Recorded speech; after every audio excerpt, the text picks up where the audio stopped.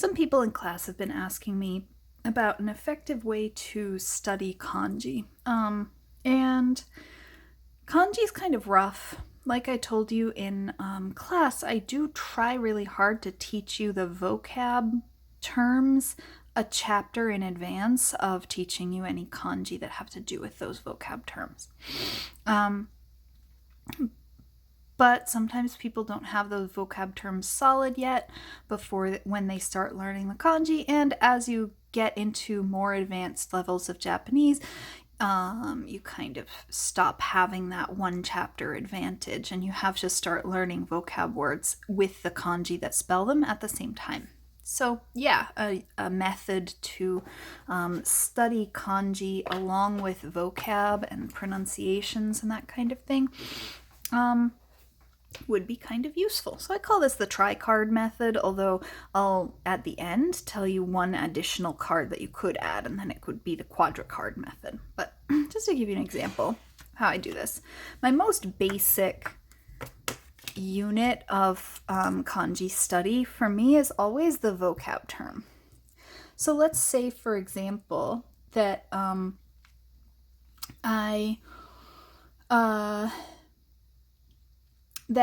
studying the days of the week. Let's do that just for an example of this. And I want to learn how to write this set of kanji.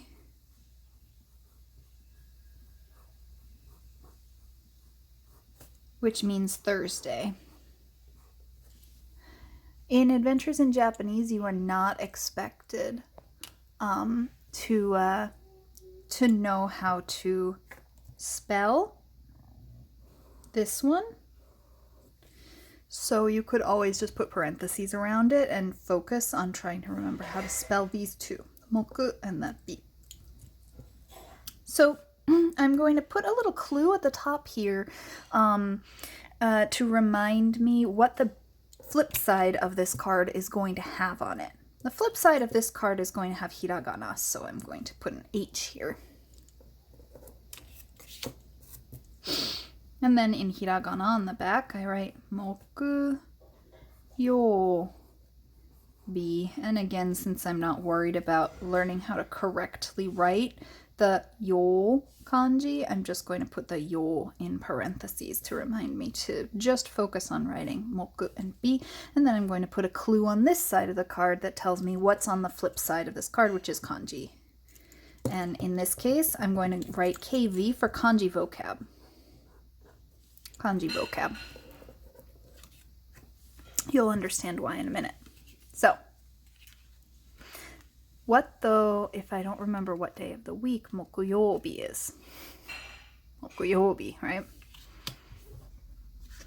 In that case, I need another card. In this kanji, I'm going to put mokuyobi in hiragana, not in kanji. No kanji on this card at all, front or back. I'm just going to put mokuyobi here. And then to remind me what's going to be on the other side, I'm going to write an E for English. I'll write Thursday because it turns out that mokuyobi is Thursday. And then to remind me what's on the other side of the card, I'm going to write a J for Japanese. Rather than hiragana, J for Japanese. So this is telling me that I'm looking for to be able to say the term out loud. J for Japanese. Say it in Japanese out loud. Mokuyobi. And then I can flip and check and make sure I got it right. That's the second card that I make. So I make a practice writing it card and a practice saying it out loud kind of card. Now, the third card that I'll make is one that, in my opinion, is kind of optional. So if we're doing the quadra card method, card 1 and 2 are essential. Card 3 and 4 are, you might need it or you might not. It's this. If I'm not sure that I remember what this kanji itself means, I can put M here for meaning.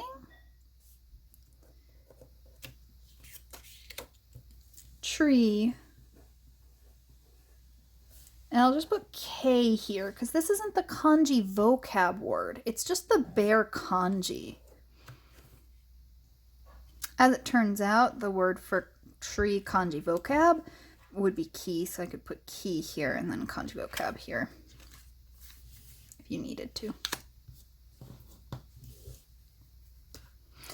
The fourth card, I'd only recommend doing it for certain ones, and it would be the card that would tell you the most commonly used pronunciation of that kanji. For this one, I'm not going to use tree. I'm going to go away from tree and use another one that's got a bunch of different pronunciations, but one of them that's more common than all the others. It'll be this one.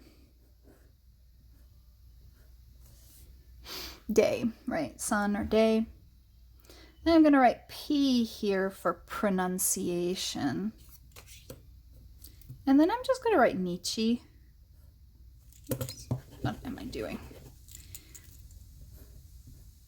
Nichi here. And then a good reminder for the top of the card of what's on the flip side. I'm going to write KP for kanji pronunciation. Obviously, like your little clues up here, you should pick what makes sense to you. It doesn't really matter. So, in essence, I wind up with like 4 different card options. Just to give for an example, the most essential one is the card that's got hiragana on one side for a vocab word and kanji on the other side for a vocab word. And we would consider this the front. The next most important would be the one where if you don't actually know the meaning of this word, you have the English on one side and hiragana on the other side so that you know how to pronounce it, and you would go from the English side to this side. So you'd look at this and try to say first day of the month out loud in Japanese. 1日. Then 2 kind of optional cards would be the kanji meaning card if you're uncertain. Day or sun on the front, and then the K here. I would usually go from the English side on this side because I believe in trying to write the kanji as much as possible, and then when you have to read them, the reading just comes naturally from having practiced writing them, whereas the writing of them doesn't come naturally from just having practiced reading them, sadly. So I always encourage people to write on a piece of scrap paper or a whiteboard. I'll show you how you do that in a minute. So the English keyword meaning on one side and the single kanji on the other side. And then if you really need it, the front side of just the kanji and the most common pronunciation on the flip side. And in this case, you'd always be going from this kanji side over onto the ichi side. Now, I've made another video about hiragana flashcards and another video about vocab flashcards in general, and I believe that kanji cards should just be mixed right into that flashcard box that I showed you how to make. You should just pop all of your new kanji cards right in your daily divider alongside all of your other vocab cards. This is a method called interleaving, and I'll add a link to another channel's video about what interleaving is and how useful it is when you're studying. But rather than dividing up our cards into like little silos, it's always better to just have all your cards mixed in together. So let me show you how I would go about studying using these guys. So I have my tree here, and it says write the kanji. So I'm going to attempt to write the kanji.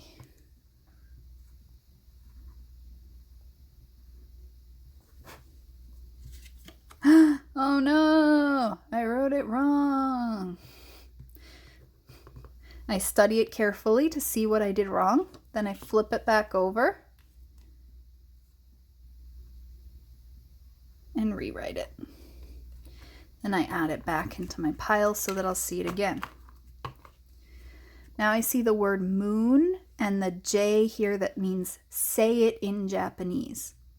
The word for moon in Japanese is tsuki, tsuki. So I say that and then I flip to check.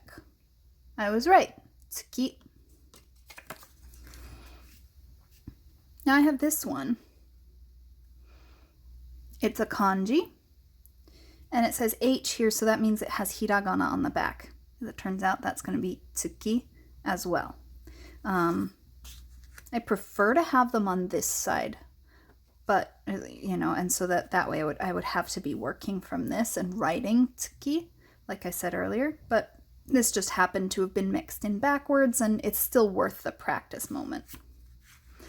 Now I see first day of the month, and I see J up here, which means say it in Japanese. Oh no, I'm like hito ka, hitsu ka. I have no idea. So I flip it over and check. Tsuitachi, the super weird one.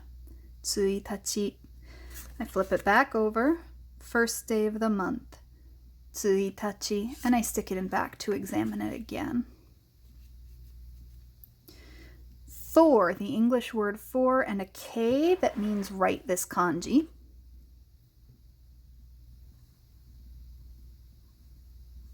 And I check. Yay, I got it right.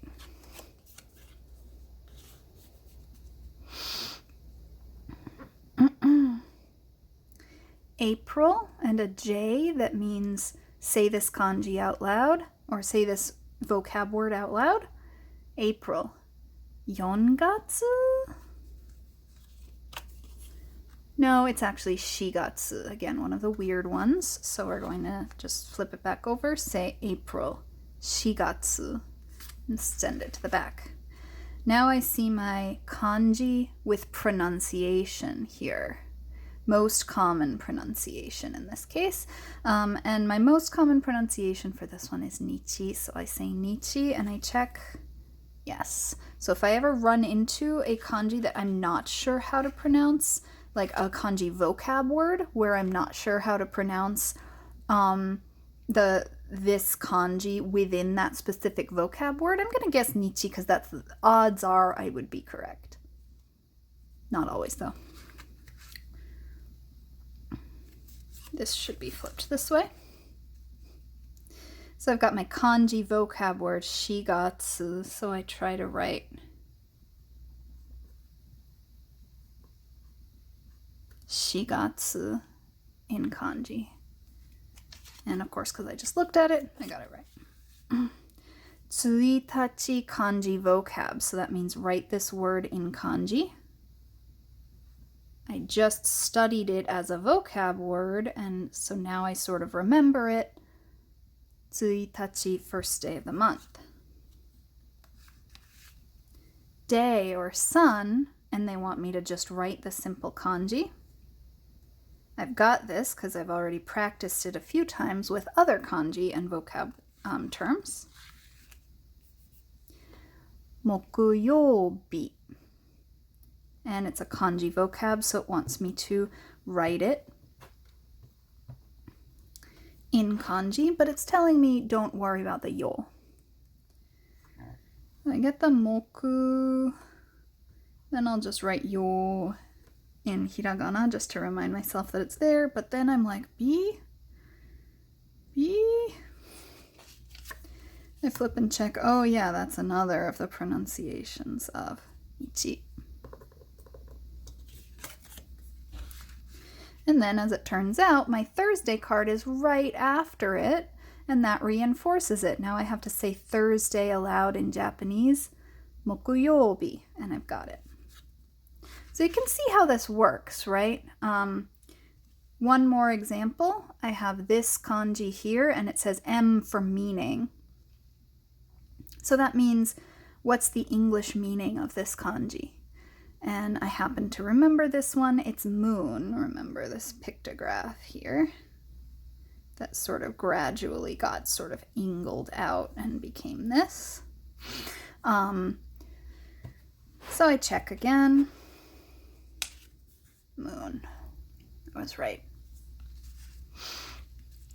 So those are my recommendations for studying kanji. I know that it seems like overkill. The most important one is the kanji vocab card, the one with the vocab word in kanji on one side and the same vocab word in hiragana on the other side. And then the other ones are basically backup, you know? So you have the ones that are like the key word of the kanji in English, the vocab word, if you're not sure how to say that certain vocab word, the kanji vocab words where you practice saying the vocab, where you practice writing the vocab word out loud, and the pronunciation ones where you practice saying the most common pronunciation of that kanji card, of that kanji, always remembering that it might wind up being something different. So in order of importance, I'd say these, the KV cards are the most important. Then the J to H, the hiragana to, or Japanese to English cards are the next most important. And then the pronunciation card and the kanji keyword meaning card are less necessary, but you may find you need them for some or all kanji. I really hope that helps. Again, you would mix these all together and stuff them into your flashcard box, which we've talked about in the past, and I will add a link to the flashcard box as well, just so that you can refresh if need be.